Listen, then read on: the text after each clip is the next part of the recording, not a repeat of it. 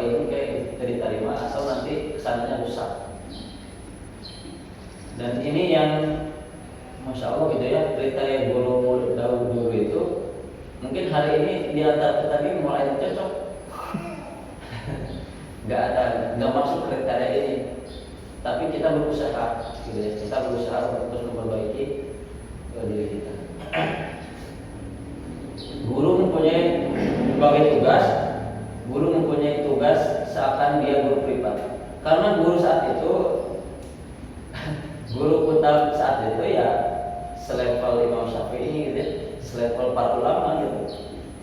Bukan seperti kita yang hari ini baru lulus apa gitu ya, sudah ngajar, yang penting ada ijazah SPD selesai gitu, dan lain-lain. Guru mempunyai tugas akan dia guru privat, tetapi mereka bergerak dalam aturan dan panduan tertentu yang harus ditaati. Masyarakat sangat berhati-hati dalam memilih guru anak-anak. Mereka tidak memilih guru kecuali yang mempunyai akhlak yang baik. Ya. Mereka tidak memilih guru kecuali yang mempunyai akhlak yang baik. Sifat-sifat baik yang banyak diantaranya dikenal dengan keistiqomahan, sifat menjaga dirinya, keadilan, dan kemampuan standar tentang Al-Quran dan ilmu-ilmunya. Para fuqaha memberikan syarat-syarat yang harus dimiliki oleh para guru kutab. Al-Qabisi mensyaratkan agar guru berwibawa tetapi tidak kasar, tidak berwajah cemberut, marah, tidak ramah, akrab dengan anak-anak, kemudian lembut, dan harus membimbing adab anak-anak demi kemaslahatan mereka. Ini ya, guru itu. Tugas pembimbingan guru disejajarkan dengan muhtasib, tugas amal ma'ruf nahi munkar. Jadi muhtasib itu kayak polisi. Makanya kalau di Saudi itu mereka punya polisi khusus, ya, nama polisinya muhtasib, amal ma'ruf nahi munkar. Waktu adzan itu polisinya keliling tuh, keliling. Dia kalau pasar nggak tutup waktu adzan, nah itu bisa dibubarkan gitu ya, ditutup tokonya selama-lamanya. Maka disyaratkan bagi guru agar mempunyai kesolehan, guru soleh, penjagaan diri, amanah, hafal Al-Quran, tulisannya baik, mengetahui ilmu berhitung, dan yang lebih diutamakan adalah yang telah menikah, belum kawin ya. Bagi bujangan tidak diizinkan membuka kitab kecuali jika telah berusia lanjut. Dikenal agama dan kebaikannya. Itu pun belum diizinkan mengajar kecuali dengan rekomendasi baik dan keahlian yang pasti. Jadi enggak karena kitab ini yang paling penting itu adalah gurunya sebagai ruhnya. Kalau guru tidak baik, maka ke bawahnya pun tidak akan baik. Karena guru itu bukan hanya menyampaikan ilmu, tetapi mentransfer keimanan. Dia akan mencontoh gurunya, mencontoh kesolehannya, mencontoh karakternya, sifatnya, akhlaknya begitu.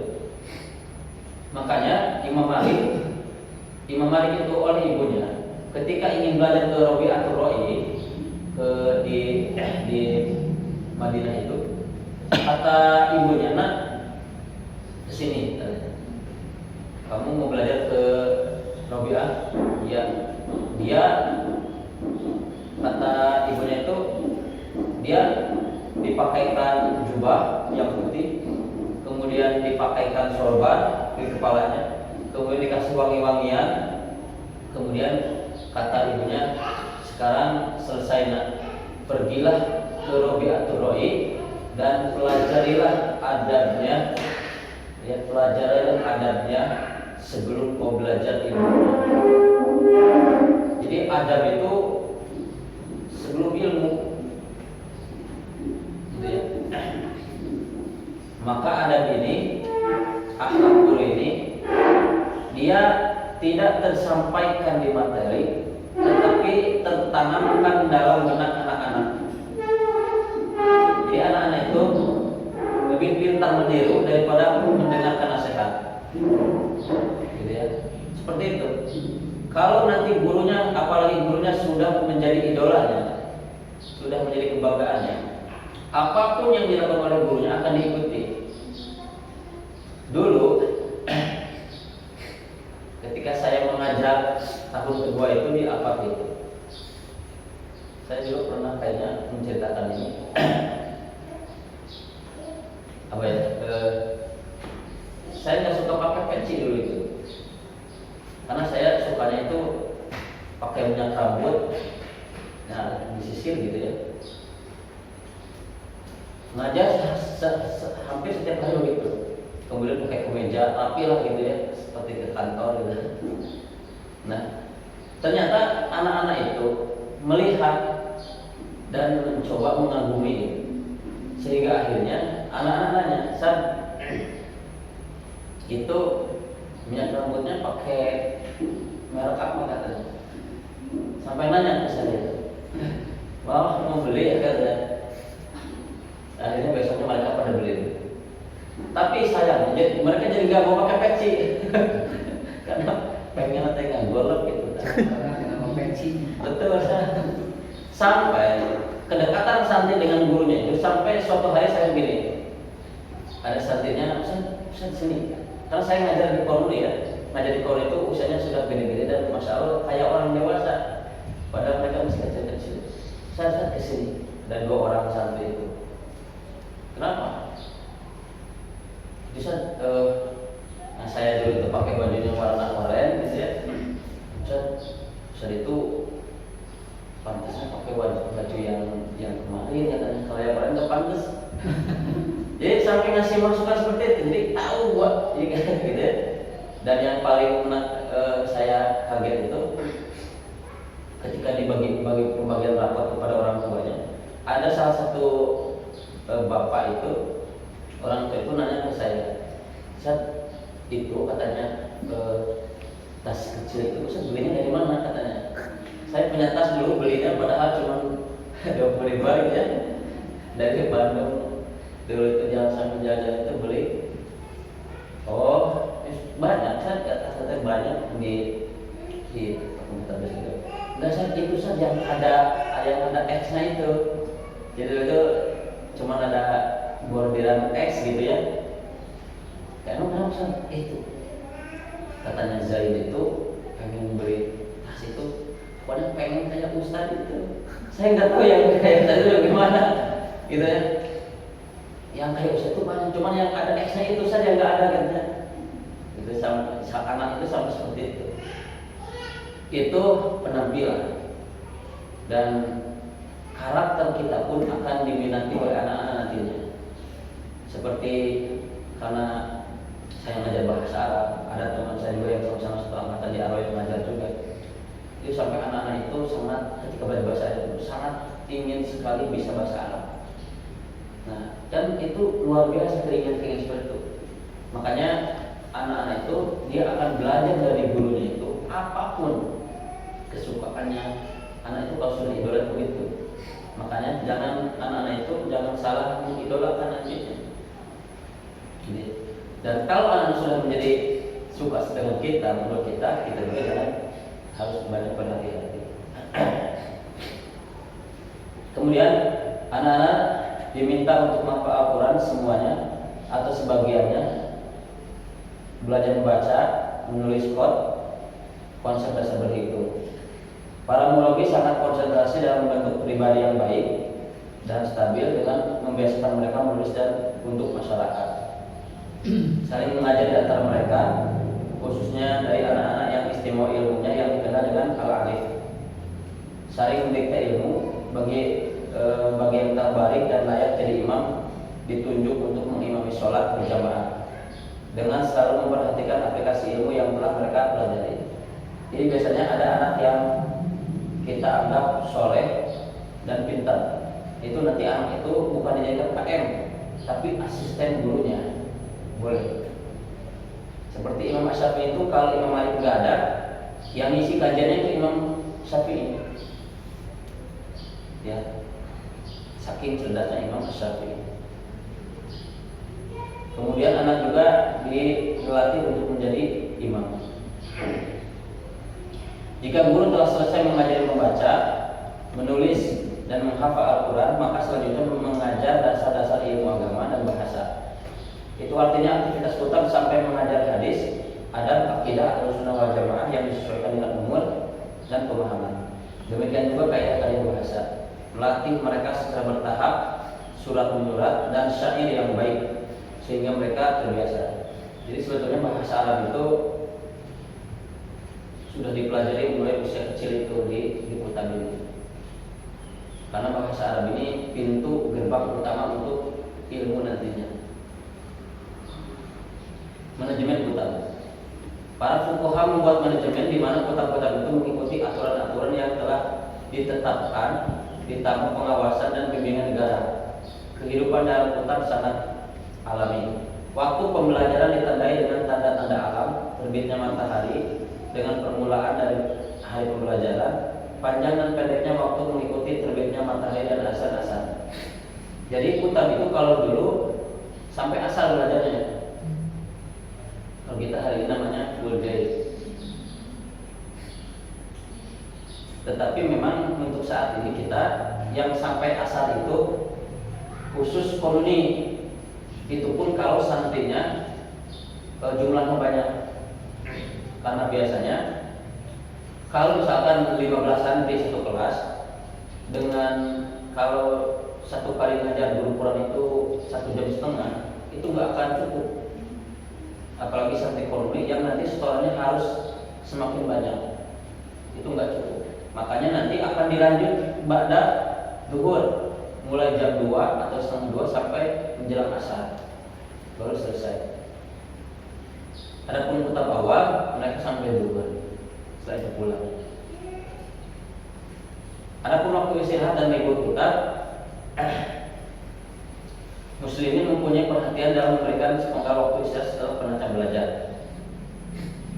Ibnu Haji Al-Abdali berkata, hal itu merupakan sunnah sesuai dengan sabda Rasulullah SAW, istirahatkan hati demi sesaat. Kemudian jika mereka telah istirahat 2 hari dalam satu pekan, mereka akan semangat di sisa hari-harinya. Makanya di kutab di kita juga liburnya 2 hari, Sabtu Ahad, gitu ya. Jadi 2 hari dalam satu pekan itu libur, kita ngambil juga dari sini. Kemudian juga ada libur di hari ini ketika sakit, angin ribut, badai, cuaca dingin, hujan dan lebat, itu juga bisa jadi diliburkan kalau tidak memungkinkan ada KBM.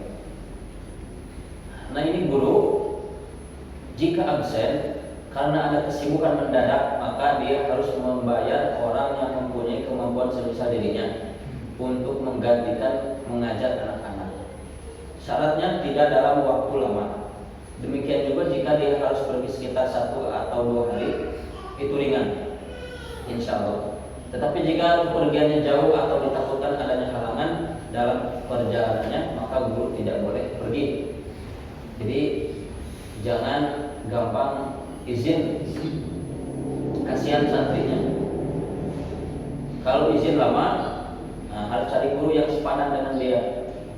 Kemudian gurunya bayar dia. Gitu ya.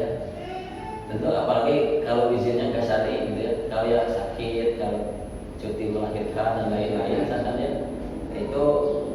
Dan ini sebetulnya nggak wajib.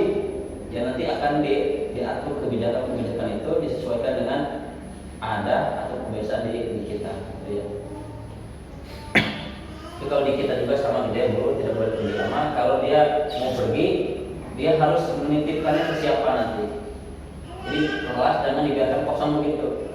Kemudian RKK, RPPM juga harus dibuat oleh yang izin itu dan lainnya. Kemudian kehidupan sosial masyarakat Muslim tidak membaca kutab terpisah dan ada pembatas dengan masyarakat. Untuk itulah kutab berinteraksi dengan masyarakatnya dan bergabung dalam kehidupan harian mereka. Jika seorang ulama yang dulu mengajarkan ilmu meninggal atau pemimpin yang bermanfaat bagi negara dengan pemikiran dan karyanya, atau amir yang adil dalam hukumnya, kutab-kutab akan diliburkan pada hari pemakamannya sebagai bentuk ikut bersama dalam rasa belasungkawa dan pemuliaan bagi mereka yang telah mengabdi bagi kepentingan umum dengan baik. Anak-anak juga dilibatkan dalam permasalahan-permasalahan umum yang terjadi di masyarakat. Ibnu Suhnun berkata, jika terjadi kekeringan dan pemimpin memerintahkan agar ada sholat istisqa, maka dianjurkan bagi guru untuk mengajak mereka yang telah bisa melakukan sholat untuk ikut bersama dalam sholat dan doa. Karena disampaikan ke saya bahwa kaumnya Nabi Yunus ketika telah melihat azab, mereka keluar membawa anak-anak mereka untuk berdoa kepada Allah Subhanahu wa Ta'ala. Jadi mereka juga dilibatkan dalam, tetapi memang dipilih bagi koloni saja yang sudah bisa dan mandiri dalam sholat dan yang lainnya. Kalau ada ulama, tokoh, ya orang yang berjasa meninggal, tidak diliburkan, tetapi saat itu anak-anak menjenguk, takziah, ikut mensolatkan, ikut ke kuburannya. Itu juga menjadi pembelajaran iman bagi mereka. Nanti akan ada disampaikan bahwa semua orang akan meninggal, siapapun, dan seperti itu gitu ya. Pengajaran di kota sangat menekankan perhatian terhadap adab sosial, di mana seorang guru menanamkan adab dalam diri anak-anak, mendidik mereka dengan pendidikan yang baik, membiasakan mereka dengan kebiasaan yang baik, mengajari mereka cara menghormati orang lain, memerintahkan mereka untuk berbakti kepada kedua orang tua, melaksanakan perintah keduanya, mau mendengar dan taat, mengucap salam kepada keduanya, mencium tangan keduanya saat menemui mereka berdua. Guru memukul murid-muridnya jika mereka melakukan adab yang buruk, kotor dalam bicara dan perbuatan lain yang keluar dari aturan syariat. Jadi pembiasaan adab menjadikan mereka taat kepada kedua orang tuanya. Memang biasanya sih lebih taat sama gurunya daripada sama orang tuanya. Tapi seharusnya ketaatan santri kepada kita itu harus dimanfaatkan supaya dia lebih taat kepada kedua orang tuanya. Kemudian santri juga dipukul, makanya di kitab konsep hukuman itu salah satunya pukulan itu jadi metode pendidikan di kitab ini ya. Tetapi nanti ada caranya, nggak sembarang mukul juga gitu ya. Kesehatan di kitab juga sangat memperhatikan kesehatan. Ini yang bisa dibaca ya. Jadi anak-anak dia kalau sakit langsung dipulangkan supaya diurus oleh orang tuanya. Apalagi kalau dia sakitnya sakit yang menular, kita pulang. Kemudian kita juga di sini disebutkan menjadwalkan kehadiran dokter setiap bulannya. Ya kalau setiap bulan, di kita juga belum bisa 1 tahun sekali minimal. Kita datangkan dokter, guru dan santrinya diperiksa. Tentu nanti tempatnya berbeda gitu ya untuk guru-guru. Santri diperiksa, nanti kalau jika ada gejala nggak sehat, nanti akan dikasih resep ya. Nanti seperti apa dari dokternya itu nanti akan diberikan laporannya kepada orang tua.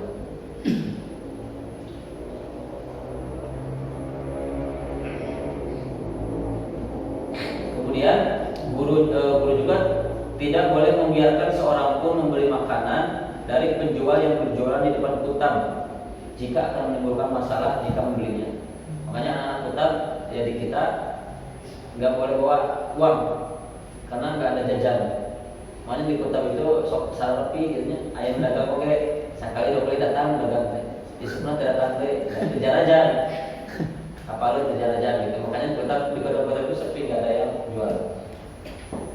Kecuali di beberapa kota memang ada kantin, tapi itu milik pengelolanya. Nah, tapi dan makanannya disiapkan makanan yang sehat-sehat. Karena dikhawatirkan kalau jajanan-jajanan yang keliling yang itu kan bisa kurang sehat, makanya dijaga. Biaya utang, pembiayaan utang dari para orang tua yang mengamankan anak-anaknya di utang. Ada gaji bagi guru yang dibayarkan bulanan atau tahunan atau paket. Ada juga orang-orang kaya yang menanggung pembayaran kerabat-kerabatnya yang miskin atau yang tidak mampu yang bukan kerabatnya. Jadi makanya diadakan program orang tua asuh, harus saling membantu, yang mampu membantu yang tidak mampu, seperti itu. Terlihat begitu jelas pembuktian ajaran Islam, potret kebersamaan dan saling menanggung dalam hal fasilitas pendidikan. Hal ini meringankan beban negara dan pembiayaan pendidikan, di mana negara hanya membiayai pada wilayah terbatas, dan inilah yang menjadi penyebab menyebarnya lembaga-lembaga pendidikan di dunia Islam saat itu. Kalau dulu negaranya nggak ada. Kemudian ini tambahan dari saya, sebetulnya Kutab itu mengefektifkan usia. Kita tahu ya bahwa dalam sejarah itu usia muda itu mereka sudah berkarya. Kalau dulu itu contohnya Zaid bin Sabit itu kan di usia 17 tahun itu sudah menjadi, dia mempelajari bahasa orang-orang Yahudi itu hanya dengan waktu 11 hari, 17 hari saja. Itu bahasa orang-orang Yahudi sudah dikuasai. Kemudian Usama bin Zaid itu di usia 18 tahun sudah dikirim oleh Nabi SAW jadi panglima perang melawan Romawi di tahun 11 Hijriah. Itu usia 18 tahun. Kemudian ada Ibnu Abbas. Ibnu Abbas itu usia 18 tahun itu sudah menjadi asisten kekhalifahan Umar bin Khattab. Jadi kalau hari ini jadi wakil penasihat atau Dewan Pertimbangan Presiden, itu 15 tahun. 15 tahun Fatimah binti Rasulullah itu menikah dengan Ali. Ali saat itu usianya 21 tahun. Imam Asy-Syafi'i hafal Quran itu usianya 7 tahun, hafal 30 juz. Kemudian hafal kitab Al-Muwatta 7000 riwayat, itu usianya 10 tahun. Jadi kalau kita lihat, nah kalau hari ini kita kan SD 6 tahun, SMP 3 tahun, SMA 3 tahun, kuliah, lulus kuliah teh lieur keneh yang gawe teh. Ya, kerja nggak punya, nikah nggak siap-siap, padahal biaya sudah habis puluhan juta. Nah, diputar mencoba mengefektifkan usia. Makanya lulus Kutab itu diusahakan anak-anak sudah bisa, dia sudah bisa seharusnya berbuat apa. Lihat. Jadi nanti tinggal masuk ke madrasah itu mereka sudah langsung fokus, karena di madrasah itu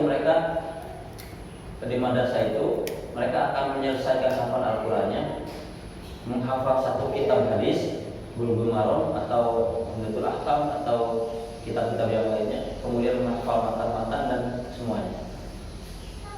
Dan hari ini alhamdulillah sudah angkatan kedua Al-Fatih itu meluluskan madrasahnya. Itu 100% lulusan madrasah itu selesai hafalan Al-Quran, menghafal hadis, gitu ya, Bulughul Maram, kemudian menghafal seluruh mata-mata ilmu. Jadi setelah itu mau kuliah lagi kemana juga silakan, mereka sudah siap terjun gitu ya. Kemudian Kutab dan kurikulum sederhana tapi istimewa. Jadi kurikulum Kutab ini sangat sederhana sebetulnya, ya, iman dan Al-Quran. Makanya pagi belajar Al-Quran, siang belajar iman. Cuma ini saja. Paling ada murafaqat sedikit-sedikit kan gitu ya, ada cari itu. Nah, itu. Tapi kita hasilnya istimewa. Kutab juga dengan keteladanan para guru-gurunya. Guru-guru harus memberikan keteladanan yang luar biasa. Tadi salah satu contoh-contohnya. Dan itu contoh sedikit sekali, banyak yang sangat aneh lagi mencontohnya itu. Cara jalan gitu ya, itu diikuti gitu. Kemudian keterlibatan semua pihak, orang tua, pengurus dan lain-lain itu harus. Kemudian pengurus harus dengan keikhlasan para pengurus, karena mendirikan kota dan madrasah ini butuh pengorbanan yang sangat besar, yang menguras tenaga, perasaan dan lain-lain. Putar dan gemilang di usia belia, insya Allah. Ya, kalau kita gemilang di sisa usia, ya. Di sisa usia kita harus gemilang. Hutam ini dalam 3 harapan besar. 1, generasi yang kokoh karakter imani. Karakter iman ini nanti akan dikokohkan di kelas iman dan juga di apa ya? Di apa namanya? Ikrar.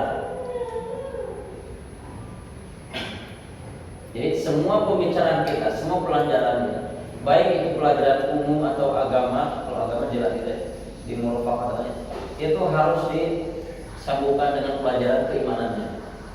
Makanya kenapa kita belajar ilmu IPA itu sekuler, ala filsafat, bukan secara iman. Karena kalau iman itu dari dulu kan, kalau belajar IPA itu salah satunya makhluk hidup kan. Pernah nggak di SMP dulu kita belajar tentang makhluk hidup itu disebutkan ayat penciptanya siapa, seperti apa, fungsi hikmah? Nggak ada kan? Nggak ada.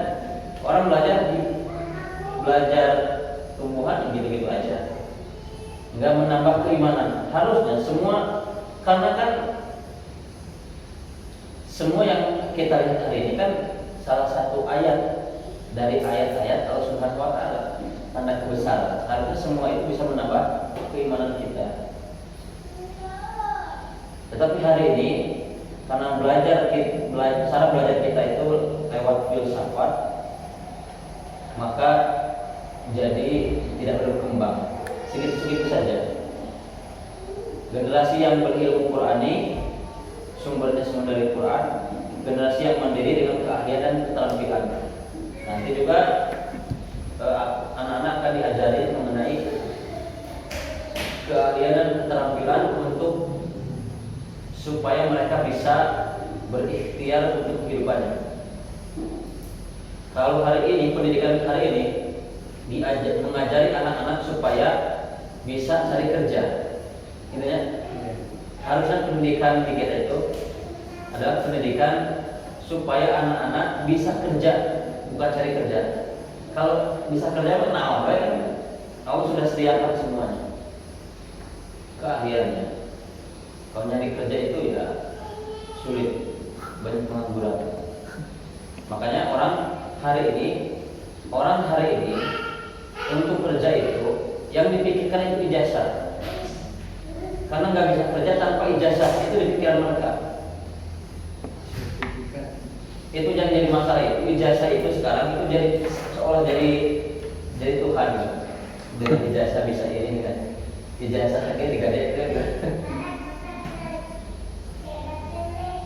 Mandiri dengan keahlian keterampilan antara laki-laki dan perempuan, antara muhajirin dan ansor. Kita akan belajar dari keahlian orang-orang muhajirin dan orang-orang ansor. Antara laki-laki dan perempuan ini harus dibedakan nanti itu. Jadi usia madrasah itu nanti anak perempuan laki-laki itu sudah dijuruskan. Ini perempuan ini mau kemana arahnya? Jangan disamakan dengan laki-laki. Nah, kalau perempuan itu nanti jadi istri, kan gitu ya? Jadi ibu, jadi nenek, nanti jadi ibu rumah tangga. Itu nanti akan dipelajari. Laki-laki nanti, nah ini apakah dia termasuk ansor atau muhajirin? Kalau muhajirin mereka ahli berdagang, seperti Nabi Sallallahu Alaihi Wasallam, ahli dalam berdagang, bisnis. Nah, kemudian orang-orang ansor itu ahlinya pertanian. Jadi kurma itu paling banyak dari Madinah karena pertanian, ya seperti itu. Maka anak-anak kita itu ya modalnya kasih itu saja sebetulnya, satu ilmu bisnis, satu pertanian. Kalau perempuan, nanti diajarkan juga perempuan. Nanti ada salah satu kisahnya bahwa perempuan itu juga salah satu pekerjaannya ya membuatkan baju untuk suaminya, pakaian. Ngaput lah gitu. Kemudian di tahun pertama itu menyiapkan tanah agar subur untuk menerima bibit ilmu dan amal dengan baik. Jadi anak itu ketika masuk itu dia nggak langsung kasih ilmu begitu saja. Kalau ilmu bertani itu, petaninya kalau mau nanam apapun pasti tanahnya digemburkan dulu, dipacul dulu, ya digemburkan dulu lagi. Setelah siap gembur baru ditanam benihnya, nanti akan tumbuh dengan baik. Sama anak-anak juga dibersihkan dulu. Makanya kata Allah Subhanahu wa taala, wa yuzakkihim wa yu'allimuhumul kitaba wa hikmah. Tazkiyah dulu, wa yuzakkihim, bersihkan dulu hati mereka. Kemudian wa yu'allimuhumul kitaba wa hikmah, baru diajari kitab dan hikmah. Dibersihkan dulu dari kotoran-kotoran, bersihkan dulu, digemburkan dulu, baru nanti kasih ilmu.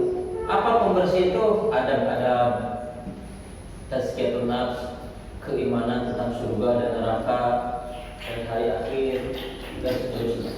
Baru anak dia siap menerima semua itu. Jadi tahapan pertama menanamkan iman dengan berbagai metode.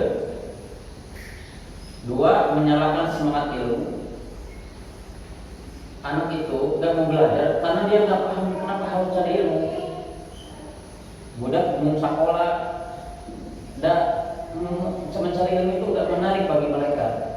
Makanya bagaimana caranya supaya anak itu mengerti kenapa harus mencari ilmu, dan buktikan bahwa menuntut ilmu itu menarik dan bermanfaat bagi dirinya.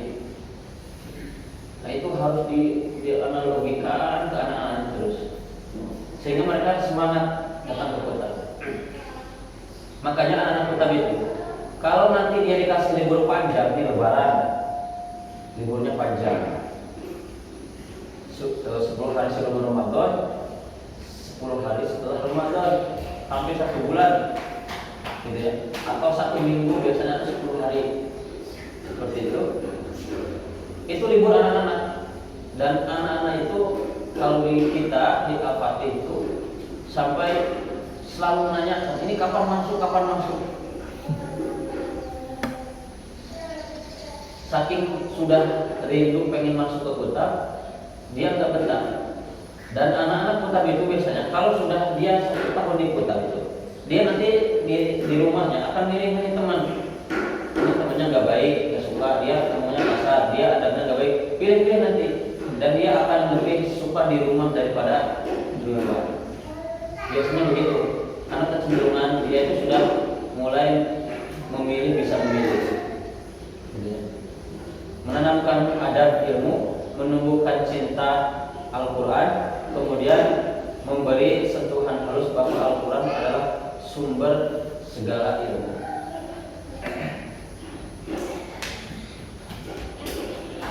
Itu betul.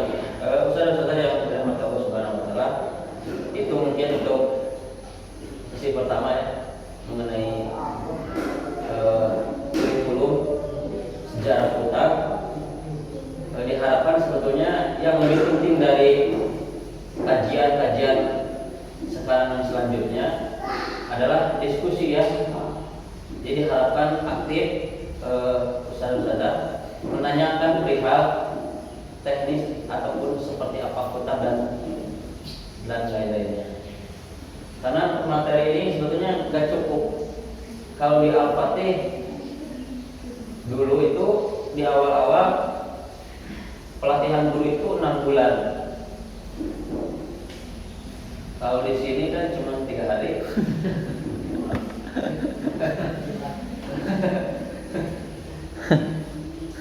6 bulan. Dulu saya 6 bulan langsung sama tim dari Depok ya, sama Ustaz Budi ya. tahun. Yang 2 tahun di Al-Fatih itu. Dan di Garut itu baru mau dimulai, biasanya hanya 2 pekan, sekarang mau mulai 2 sampai 3 bulan. Dan itu karantina pelatihan gurunya itu. Karena kita nggak mau guru itu pas masuk dia juga masih bingung, ini anak saya perlu dikumahakeun. Ngajarnya kita masih ala SD, ala STIT misalkan. Enggak, di Kuta itu beda cara pengajaran. Makanya kita ingin guru-guru itu dia pas masuk tahun ajaran baru dia sudah selesai semuanya minimal, gitu ya. Sudah tahu nih, sudah tergambar. Jadi pas dia mengajar megang saat itu nggak ada ice breaking dulu, ada naon-naon gitu ya, macam-macam.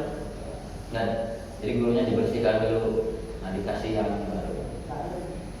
Walau bisawab itu mungkin untuk slide pertama yang bisa anda bacakan, semoga bermanfaat. Akan saya kembalikan atau langsung dibuka tanya jawab. Break dulu deh. Langsung saya tanya jawab dulu. Break dulu. 5 menit break.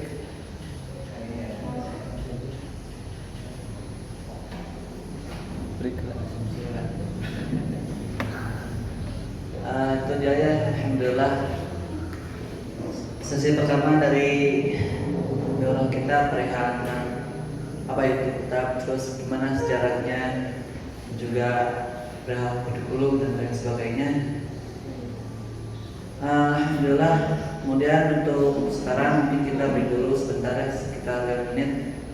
Insya Allah nanti panitia akan mengerjakan seperti itu.